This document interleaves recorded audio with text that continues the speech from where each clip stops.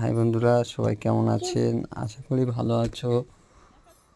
High বন্ধুরা, প্রত্যেক 100 বাড়ির মধ্যে 80% বাড়িতে দেখবেন বাড়ির বড় ছেলের হাতে বাপরা সমস্ত কিছু দিয়ে রেখে দিয়েছে, টাকা পয়সা, ব্যবসা, সব কিছু।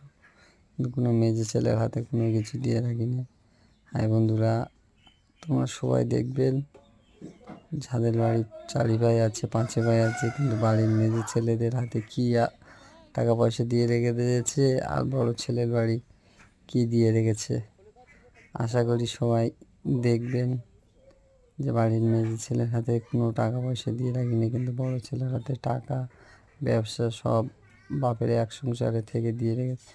লোকে বলে যে বড় ছেলের কাছে টাকা থাকে কীভাবে? বাপ ব্যবসা দিয়ে রেখে দিয়েছে, টাকা দিয়ে রেখে দিয়েছে বড় ছেলের কাছে। ওই কারণে বড় ছেলেরা তাড়াতাড়ি সফল হয়, দাঁড়িয়ে যায়, ওদের কাছে টাকা থাকে।